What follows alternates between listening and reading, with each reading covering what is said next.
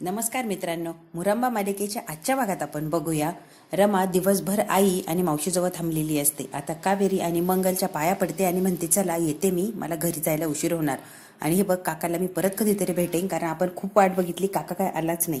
आणि दोघींच्या पाया पडून आता ती निघालेली असते. दारात जाते रमा, लगेच पंकज काका आलेला असतो. काका आलात तुम्ही, बरं झालं आला, खूप वेळची वाट बघतोय. पंकज जास्त काही त्याशी बोलण्याचा प्रयत्न करत नाही. निघालीस का तू? बरं निघ, एवढंच म्हणतो. आणि लगेच मंगल म्हणते, चल रमा जातो, तुला उशीर होतोय ना बाई. आणि रमाला कावेरी आणि मंगल वाटा लावतात. रमा गेल्या गेल्या लगेच मंगल येते आणि पंकजला म्हणते, रमासोबत असं का वागला? तुम्हाला काही कळतं का वागण्याची पद्धत? लेकरू इतक्या दिवसातून आपल्या घरी आलं होतं, तिच्याशी नीट बोलायचं, प्रेमाने. तर काय चाललीस का तू? जा जा. आणि लगेच तिला घालवून दिलं. अगं मंगल, तुला कळतंय का? पंकज म्हणतो, मला वाटतच नाही ती आपली रमा आहे, ती माही आहे असं वाटतंय. ती आपल्यासमोर रमा असल्याचं नाटक करते. मंगल म्हणती पंकजला, ढोसून बिसून आले की काय?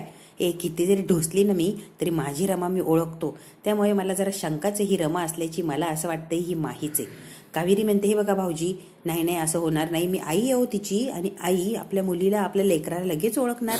मला माहिती आहे ती माझी रमा आहे. त्यामुळे प्लीज तुम्ही असं काही म्हणून माझ्या मनामध्ये काही शंका.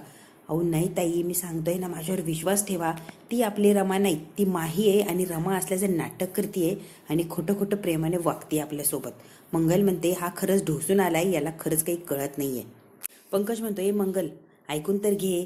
अगं ही जर आपली रमा असती ना, तर मुकादम फॅमिलीपासून रमाचं आणि माहीचं सत्तेने लपवलं असतं का? माही कोण होती, रमा कोण आहे, काहीही सांगायला तयार नाहीये. स्वतःही सांगत नाही आणि आपल्यालाही म्हणते की सांगू नका. काहीतरी घोटाळा आहे म्हणून तर ही सत्य लपवतीये ना.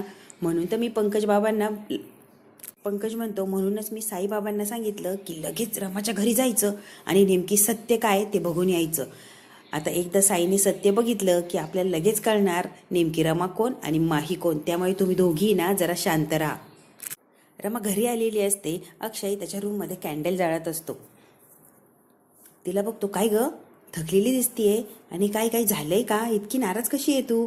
काय नाही हो, खूप दिवसांनी माझ्या घरच्यांना भेटली ना, म्हणून थोडंसं काहीतरी वाईट वाटतंय त्यांच्याबद्दल. खूप दिवसांनी? अगं रमा, अगं परवा तर जाऊन आली माहेरी. आता माहेरच्या लोकांना काय रोज बघणार की काय? परवा बघितलं, एक दिवस गेला, आज दिवसभर त्यांच्याकडे होती, तरीही म्हणतीये की खूप दिवसांनी भेटली. काय ग, काय चाललंय नेमकी तुझं? अहो तसं म्हणायचं नव्हतं मला. हे बघा, एका लेकीला माहेर रोज जरी असलं तरी आवडतं. तुम्हाला नाही कळणार ते, तुम्ही मुलगी नाही ना.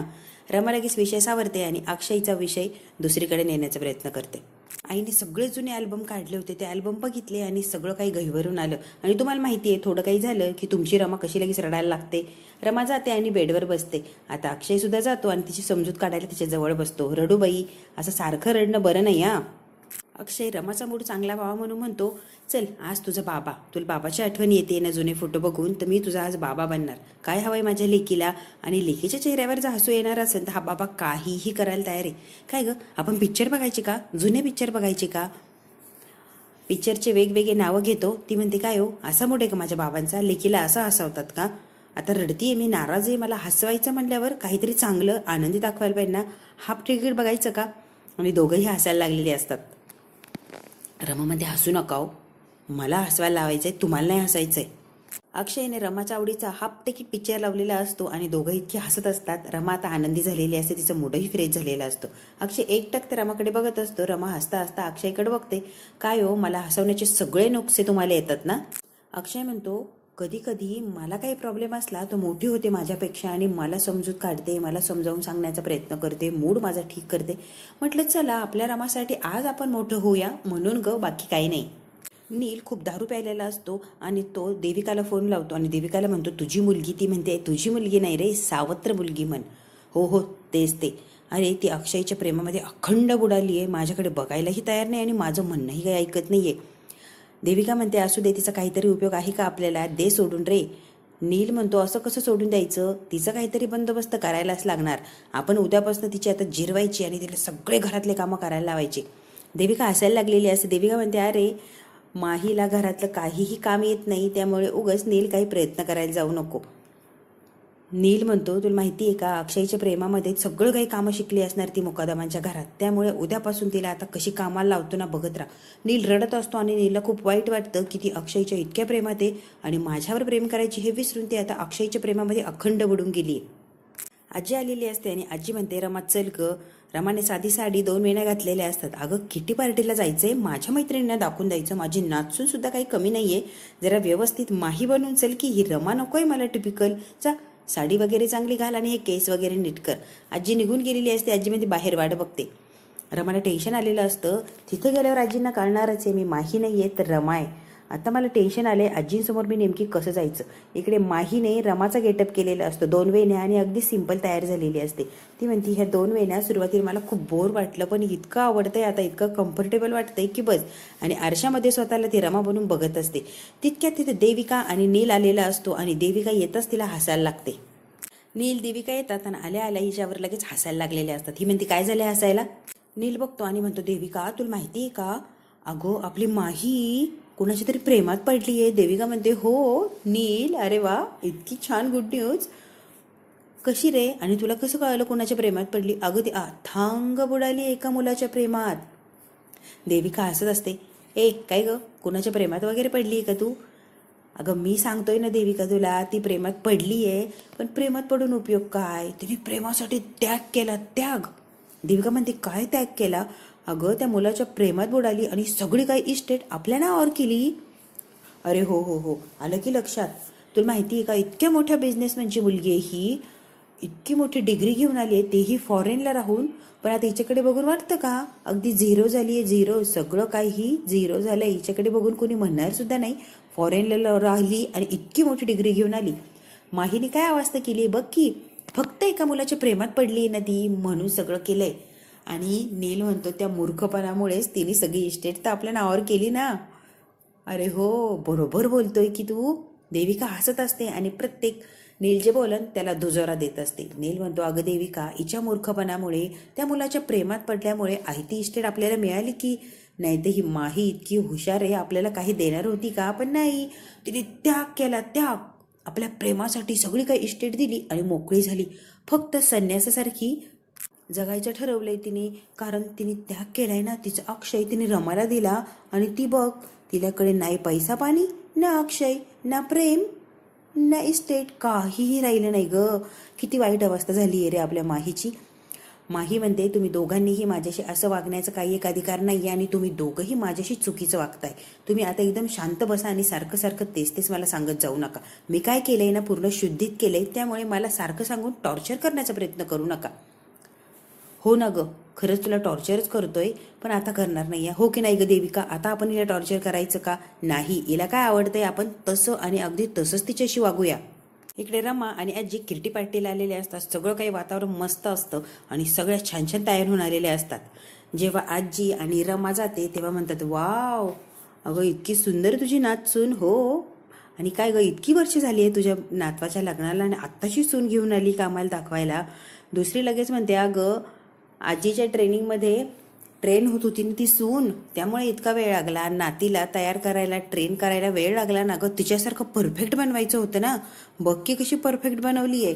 आणि लगेच दुसरी मैत्रिणी येते आणि म्हणते, अगदी हो, बरोबर बोलला तुम्ही. ती ट्रेनच करत होती, कारण तिला सगळं परफेक्ट आणि परफेक्टच लागतं. ती म्हणते, हे बघ, मी सगळं काही मागचं विसरली आहे. माझ्या मुलीला तू जरी जेलमध्ये पाठवलं तरी तिच्या भल्यासाठीच पाठवलं आणि त्यावेळेला मी तुझ्या बाजूने उभा राहिले होते, कारण माझ्या मुलीने खरंच चूक केली होती, ती मी मान्य केली होती. मी जरी अक्षयच्या लग्नाचं तिचा आणि अक्षयचं लग्न लावून द्यायचा अट्टहास केला, पण शेवटी लग्न झालं नाही आणि ती कशी आहे हे कळालं आणि आपण म्हणजे तू तिला जेलमध्ये टाकलं. सगळं काही विसरून गेली आहे मी आता. त्यामुळे आपण आता नव्याने सुरुवात करूया, सगळं विसरून जाऊ आणि नॉर्मल वागूया. कसं वाटतंय. आजी काहीही बोलत नाही, आजी फक्त हसते. ते आता बोलायला सुरुवात करते. मुळात ना तू ना रामाच्या नादीस लागायला नव्हतं पाहिजे, कारण तू कशी आणि तुझी सून कशी आणि माझी मुलगी कशी होती ग. अभि जेव्हा म्हणतो की बाबा फोन घ्या, बाबा म्हणतात हे बघ माझी सख्खी बहीण असली तरी मला तिच्याशी बोलायचं नाही आणि कुठला संबंधही ठेवायचा नाही आहे, त्यामुळे तू ना अभि उगाच मला फोर्स करू नको. बाबा रागाने उठतात, फोन घेतात आणि त्या रूममधून निघून गेलेले असतात. बाबा गेले तरी अभि विचारच करत असतो बाबा असे का वागले, सगळं सोडून देऊन नॉर्मल वागू शकत नाही का आपण. पण बाबांना इतका राग आलाय की ते फोन घ्यायला सुद्धा तयार नाही आहे, तर बोलणं आणि नॉर्मल होणं तर किती अवघड गोष्ट आहे. अभि तसाच विचार करत उभा राहिलेला असतो. इकडे किटी पार्टीमध्ये मैत्रिणी म्हणतात अगं आम्हाला माहीत नव्हतं तुमच्या दोघींचं जमत नाही. आणि हे बघा आम्हाला जर माहिती असतं ना की तुम्हाला दोघींना इतका राग येतो एकमेकींचा, तर खरंच दोघींना एकमेकींना समोर येणार नाही याची आम्ही काळजी घेतली असती. एकीला कुणाला तरी आम्ही बोलवलंच नसतं, म्हणजे किटी पार्टी ही छान झाली असती आणि तुमच्या दोघींना समोर येण्याचा प्रश्नही राहिला नसता. आणि हे बघ किटी पार्टी लावलोय ना, एन्जॉय करायचं असतं ना, हे वादविवाद मागचं उकरून काढून कुणाला काय करायचंय. त्यामुळे प्लीज आपण नॉर्मल वागूया का. लगेच दुसरी म्हणते अगं नाही ग, जमत नाही असं थोडी आहे, काहीही प्रॉब्लेम नाही आहे, उलटं आमच्या दोघींचे इतके विचार जुळायचे, अगदी सेम विचार करायचो आम्ही, हो की नाही ग. आजी मात्र शांत उभी असते. यांची सगळ्यांची चर्चा, यांचं सगळ्यांचं बोलणं वागणं रमा मात्र फक्त बघत उभी राहिलेली असते, कारण ती यांच्यामध्ये नवीनही असते आणि कुणाची ओळख नसल्यामुळे नेमकी काय बोलणार आणि कुणाची बाजू घेणार ती फक्त बघण्याचं काम करते. ती म्हणते सगळ्यांनाच माहिती आहे माझी मुलगी किती सुंदर आहे, किती क्वालिफाईड आहे आणि किती हुशार आहे. अगं म्हणून तर अक्षय तिच्या प्रेमामध्ये होता ना, अक्षय इतका प्रेम करायचा तिच्यावर की बस. पण बघ की ही अडाणी मुलगी आली आणि माझ्या मुलीची जागा घेतली. अक्षयच्या आयुष्यात हिने एंट्री मारल्यावर माझ्या मुलीला आपोआप बाहेर जायला लागलं. पण ही अडाणी आली आणि अक्षयच्या कुठल्याच कामाची नाही आहे ग, ना कुठे जाण्याच्या ना कुठे येण्याच्या. काही लायकी आहे का तिची. बघ तिच्याकडे बघून कशी गबाळी दिसतीये.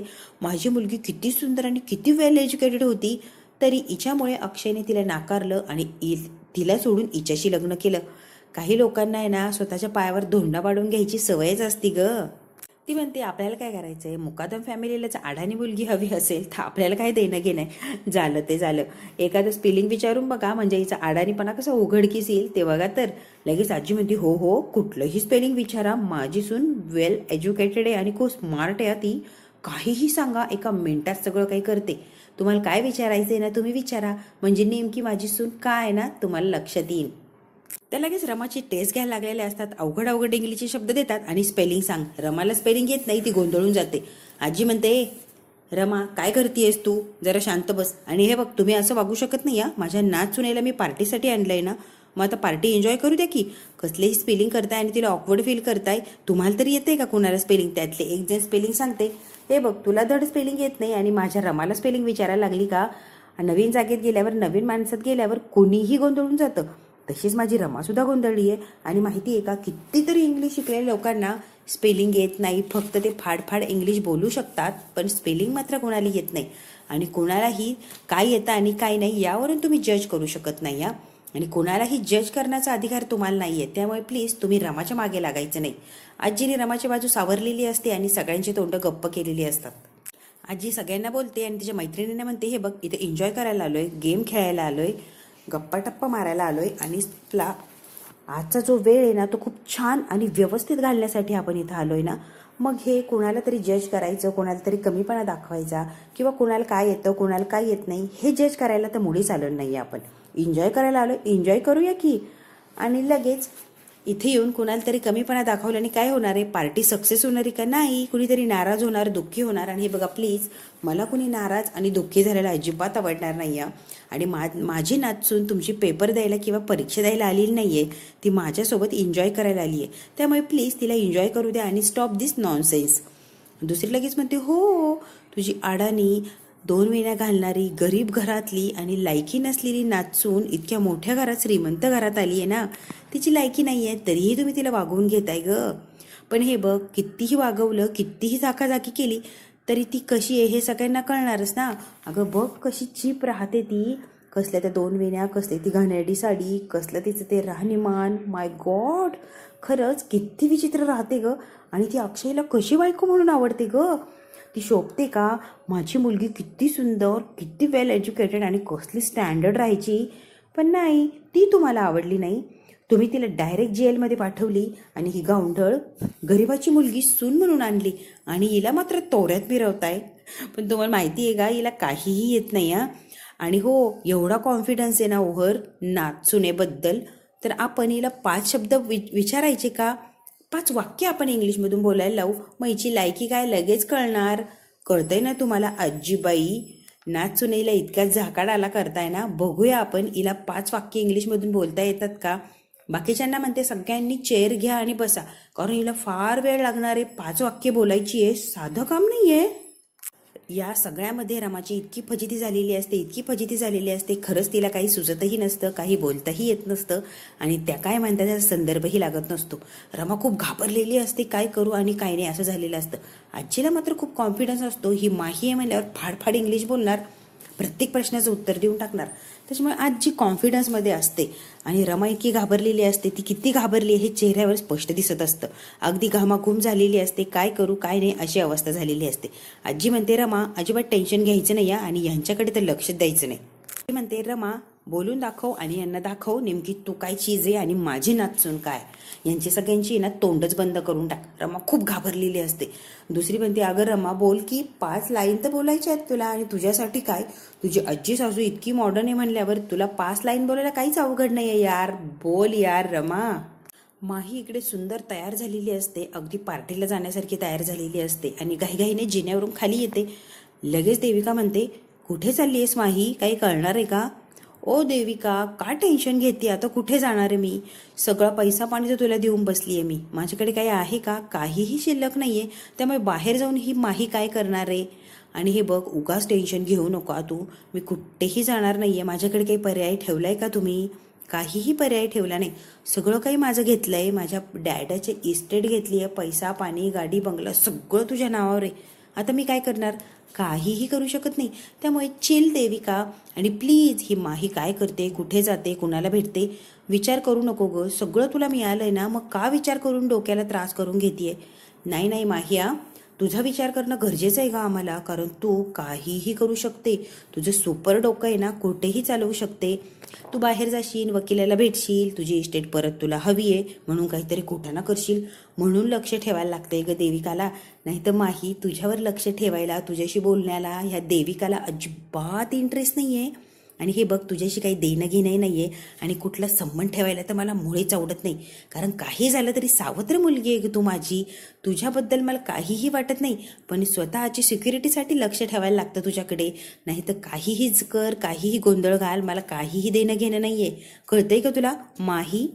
माही म्हणते डोंट वरी देविका, कशाला टेन्शन घेतेय तू, मी काहीही करणार नाही, हे इस्टेट वगैरे प्रॉपर्टी मला काहीही नकोय, आणि खरं सांगू का मी स्वतः दिली आहे ना, मला अजिबात इंटरेस्ट नाही आहे हे परत मिळवण्याला, कारण हे कधी सोडून दिलंय मी देविका, तुला कळतंय का, मी फक्त प्रेमामध्ये आहे, प्रेमात मला माझं प्रेम मिळालं आहे ना, बाकी मला कुठल्याही गोष्टीमध्ये इंटरेस्ट नाही आहे, त्यामुळे प्लीज देविका टेन्शन घेऊ नको.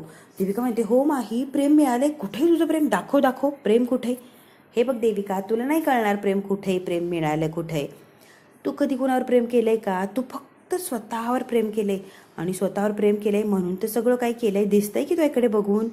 तुझं कधी कुणावर खरं प्रेम केलं असतं तर आज जे वागतीये ना विचित्र तशी वागलीच नसती, पण नाही देविका, तुला फक्त स्वतःचा विचार करता येतो ना, म्हणून तू स्वतःसाठी जगते, आणि दुसऱ्यावर प्रेम करायला आणि दुसऱ्यावर माया करायला तुला जमणारच नाही, कारण तू सेल्फिश, 1 नंबरची सेल्फिश आहे. तसं नाही आहे माझं, मी प्रेम केलंय अक्षयवर, आणि प्रेम केलंय म्हणजे ते प्रेम आपल्याजवळ असणं किंवा आपल्याला मिळणं गरजेचं नसतं, प्रेम केलंय ना ते निस्वार्थीपणे प्रेम करायचं असतं. मी प्रेम करू शकले अक्षयवर यातच मला खूप आनंद आहे, तो माझ्यावर प्रेम करतो की नाही, तो मला मिळेल की नाही यात मला इंटरेस्ट नाही आहे, पण मी त्याच्यावर प्रेम करते ना ही गोष्ट खूप झाली, पण याचा अर्थही तुला कळणार नाही. आणि प्लीज देविका छोट्याशा डोक्याला इतका ताणही देऊ नको, प्रेम करणं काय गोष्ट आहे. अगं माही तू फक्त प्रेम केलं, पण प्रेम कुणी मिळवलं, रमाने, सगळं काही करून रमाच जिंकली, तुझ्याकडे काय आलं, काहीही नाही, ना अक्षय ना प्रॉपर्टी, तुझ्या हातात काय राहिलंय ग माही, काहीच नाही.